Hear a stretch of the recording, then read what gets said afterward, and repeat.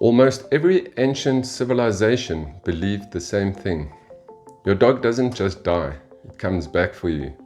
Because across the world, dogs were never just animals. They were something else, something that walked between worlds.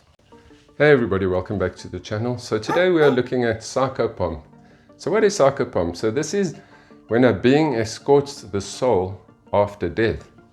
And this is found in all ancient cultures that never had contact with one another.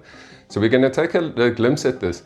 And we're also going to see, will your dog meet you in the afterworld? Will you be able to see it in heaven? And how does this process really work? Because we must also remember that souls are assimilated in a group soul. So let's dive in and take a look at this.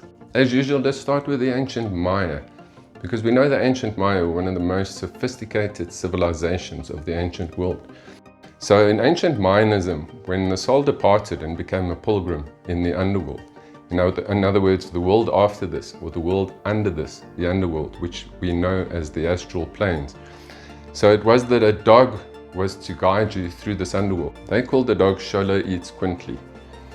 And if you take a dog for a walk, really, it's not you taking the dog for a walk, the dog's taking you for a walk. So as the ancients said, as above, so below. So if the dog's taking you for a walk and you following it, so the same process happens in the underworld, or should I say the astral planes. So it was known that the dog would take a soul and guide them through this journey of the astral planes out of the bardo. It was said that one would need to cross a very dangerous river, and this is what the dog would allow or guide one through this process and many of the other trials of the bardo. And then we also know that the ancient Aztec and the Native Americans had similar stories that go back many thousands of years. And if we look at the Native Americans, they have been living on the continent of America for many thousands of years, long before the Great Flood. So is it 20-something thousand years ago? This is what I believe.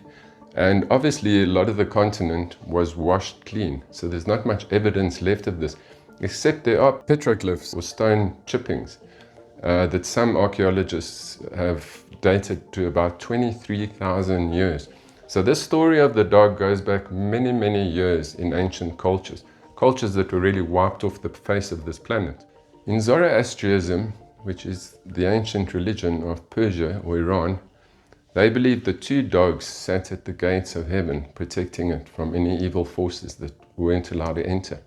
And they also believed that the dog guided the soul through the afterlife. And not only that, when a person would pass, they would get a dog so that the dog's gaze would look around and make sure that there was no evil in the vicinity.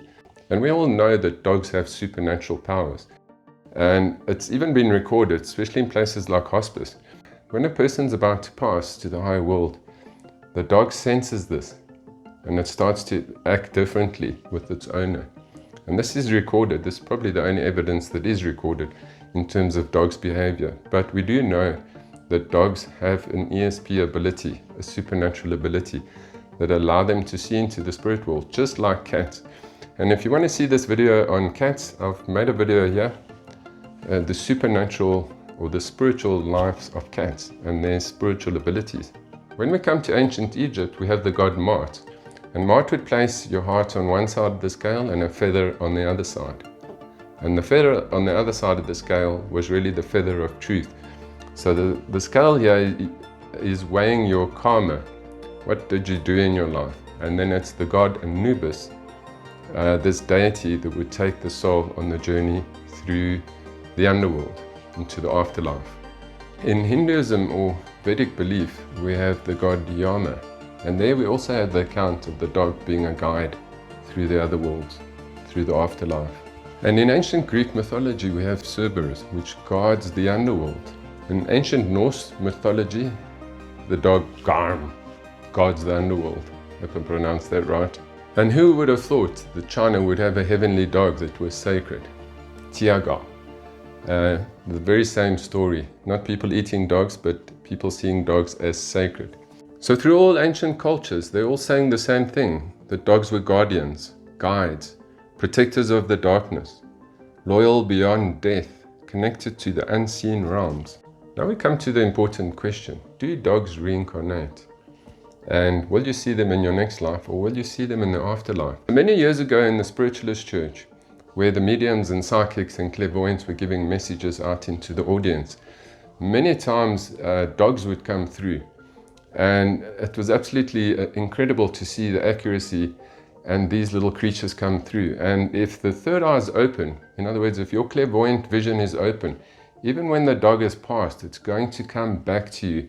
I've seen it myself, and this is what happens. There are many, many accounts of this. People dream of their dogs. So when you are sleeping, the dog astral projects to you and meet you in the underworld, the astral plane, to come let you know that it's okay. So what I did last night, and thinking about this video, I decided to meditate and take this a bit further, because according to Theosophy and Anthroposophy, dogs have a group soul. In other words, so I asked this question to Spirit while in meditation, and it really is true. So what they showed me was this pond, and the dog sitting on the surface of the pond and being assimilated back into this pool. So you have all these experiences and wisdom and love of all the dogs around the world pooling together this consciousness. And out of the pool rose this absolutely beautiful lotus. So what Spirit's really showing us here, yes, your dog will be synthesized back into the collective, but out of that knowledge comes something more perfect, something more wise. And also, I do feel that characteristics, part of your dog can reincarnate back into a dog that you have. And this is the evolutionary process, I feel, of dogs. So they are coming to express love, and we ultimately need to express that divine love to be godlike once again. So dogs really are teaching us to love. Through this love, they are evolving, which also makes me think, do dogs really, as in ancient times, wait for us to guide us along the path? Or have we also evolved more, that we are able to enter the other world much more seamlessly and work with other spirit guides and masters, that we can transcend the darkness or transcend the border into the clear light or into heaven, the higher worlds? So this is a whole evolutionary process that is taking place, and it all comes down to love, divine love. And it's really this love that allows the dog to evolve into a higher state of perfection. With my experience and what other people have experienced, I do believe dogs are evolving through love to perfect themselves. And I do believe that you're going to see your little animal in the spirit world when you depart, or even when you're asleep, astral traveling. And remember, aspects of and characteristics of your little dog can reincarnate into another dog in the future that you could have once again. And remember also, in the spirit world, what's equal to the heavens is equal unto the earth. Nothing really is ever lost. In this world, everything is chaos and disconnected. In the spirit world, everything is peace, harmony, and everything is connected by the omnipresence of the divine. I hope you enjoy videos like this, and if you're new to my channel, consider liking and subscribing, and please share this video. As we know, YouTube is not sending out the long form videos. And I'll catch you in the Matrix.